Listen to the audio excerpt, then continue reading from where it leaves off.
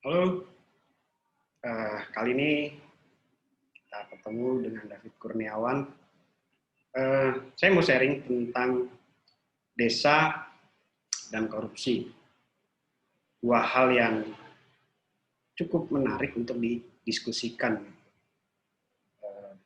Tapi sebelum saya mulai, saya akan buka satu file yang sudah saya siapkan untuk sharing dan mungkin ada baiknya kita dengar dulu satu lagu ini.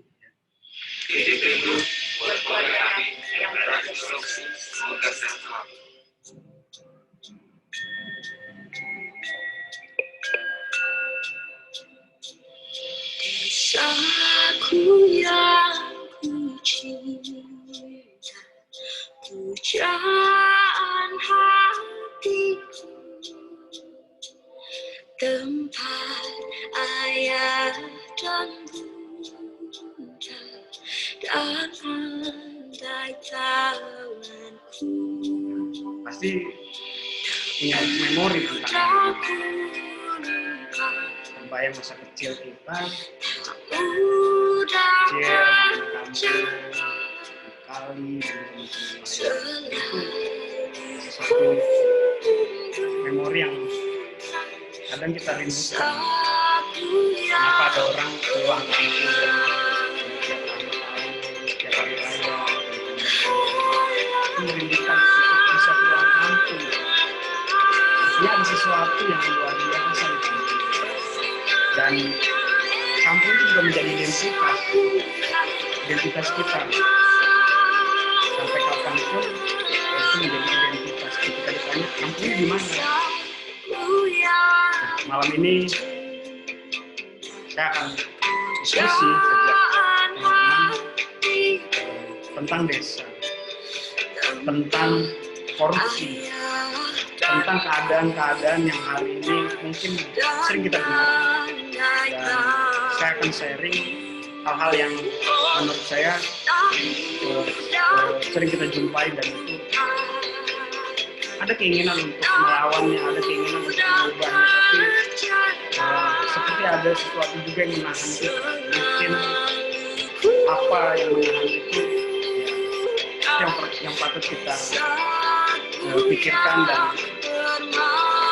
jika ini terus-terusan terjadi maka banyak hal yang rugi terhadap kampung kita. Baik.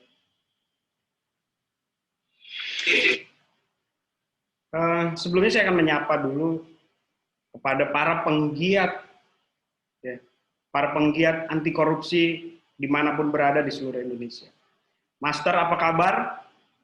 Master siap beraksi, jujur, kompeten, dan berdaya. Ya, itu salam buat orang-orang tertentu sepertinya. Salam yang tidak asing juga bagi para penggiat korupsi di tanah air Indonesia ini. Nah, kali ini saya akan sampaikan tentang desa. Saya dengan beberapa teman-teman di kampung saya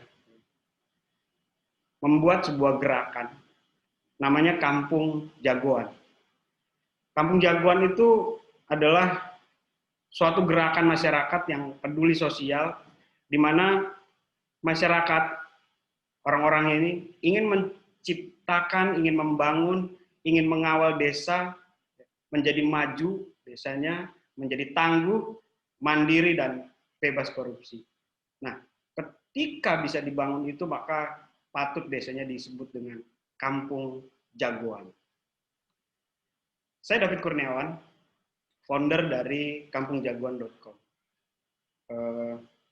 Saya beraktivitas di salah satu kampus dan di Provinsi Lampung.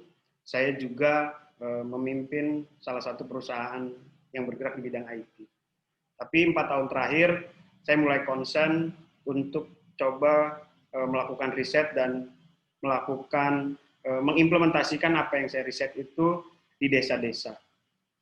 Bekerja sama dengan orang-orang di desa, berkolaborasi dengan mahasiswa, dengan aparatur, dengan pengusaha-pengusaha desa, kita coba untuk mewujudkan satu gerakan masyarakat yang peduli sosial untuk menciptakan, membangun, mengawal desa menjadi maju, tangguh, mandiri, dan bebas korupsi. Tentu ini mimpinya luar biasa ya, dan hari ini digitalisasi itu menjadi sebuah keniscayaan. Bahkan di tengah COVID ini pun menjadi satu keniscayaan juga bagi desa untuk bisa pada akhirnya digitalisasi itu menjadi jembatan. Memang secara fisik kita dibatasi, kita menjaga jarak. Tetapi secara teknologi mungkin kita tetap bisa terhubung, bahkan tidak hanya kepada desa yang lain, tidak hanya kepada provinsi lain, bahkan bisa keluar negeri sekalipun dengan teknologi. Tetapi ada aspek-aspek, ada hal-hal yang ingin saya sampaikan yang kadang ini menjadi persoalan di desa. Nah, desa ya, ini secara definitif menurut Undang-Undang Desa Nomor 6 Tahun 2014. Desa adalah satu kesatuan masyarakat hukum yang memiliki batas wilayah yang berwenang untuk mengatur dan mengurus urusan pemerintahan. Artinya desa yang dulunya itu mungkin agak susah untuk bisa membangun. Nah, hari ini desa punya wewenang sendiri dengan undang-undang ini. Bisa mengelola pemerintahan, bisa mengelola keuangan, bisa mengelola banyak hal. Di Indonesia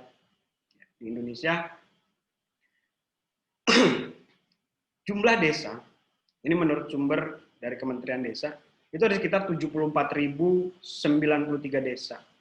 Dan untuk diketahui, sahabat semua, bahwasanya dengan adanya undang-undang itu, negara memberikan kewenangan juga terhadap desa ya, untuk mengelola keuangannya melalui dana desa. Dana desa yang dikelola oleh desa, pemerintahan desa hari ini, rata-rata gitu ya, hampir mendekati angka 1 miliar. Nah, bayangkan angka 1 miliar itu dengan jumlah desa. Tentu kalau ini dikelola dengan baik, desanya akan menjadi desa yang sangat maju ya. Desa-desa akan luar biasa sebenarnya.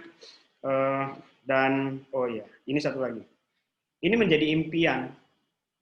Data ini impian Indonesia 2015-2045. Ini saya ambil dari CLC KPK. Jadi ada di tahun 2045 itu Indonesia adalah di mana sumber daya manusia Indonesia yang kecerdasannya mengungguli bangsa-bangsa lain di dunia. Luar biasa.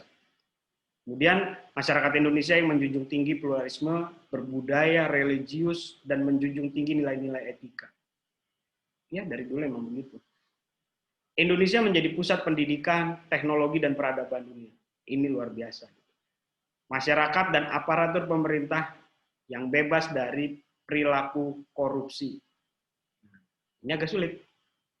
Kemudian terbangunnya infrastruktur yang merata di seluruh Indonesia. Ini sudah mulai terbangun. Indonesia menjadi negara yang mandiri dan negara paling berpengaruh di Asia Pasifik. Wow. Indonesia menjadi barometer pertumbuhan ekonomi dunia. Ya, semoga impian, ini impian namanya, impian Indonesia 2015 sampai 2045. Mudah-mudahan kesampaian ya. Nah, jika kita lihat lagi, sebenarnya desa itu apa sih aktivitasnya di desa itu? Ya, kalau saya petakan, desa itu dari dulu isinya adalah ya di desa itu ada sawah, ya, ada ternak. Di desa itu juga butuh kesehatan. Di desa itu ada rumah ibadah, ada adat, rumah adat, ada kegiatan desa. Di desa juga butuh transportasi, ada transportasi perdesaan. Di desa juga punya pasar. Desa juga hari ini punya wisata desa, wisata lokal. Di desa juga ada pendidikan, dan tentu ada masyarakat dan pemerintahan. Nah, aktivitas inilah yang terjadi bertahun-tahun sebenarnya. Tapi dengan adanya digitalisasi, di sini menarik gitu. Kalau kita lihat semua hal yang ada di kota itu sumbernya dari desa. Kalau desa berhenti memasok hasil dari pertanian, perkebunan dan sebagainya, wah luar biasa gitu ya. Entah jadi apa kota gitu. Tapi ya ini menarik juga. Padahal desa itu memproduksi banyak kebutuhan untuk di kota. Tapi kenapa orang desa itu nggak banyak duitnya gitu? Padahal kebutuhannya yang memenuhi orang desa. Gitu. Dan sebenarnya kalau saya ambil contoh di kota saya, di kota Bandar Lampung, itu banyak ratusan hotel dan simpel aja. Setiap pagi mereka itu sarapan. Ya. Orang-orang yang menginap yang datang di hotel itu setiap pagi sarapan di ratusan hotel itu. Pertanyaannya dari mana berasnya?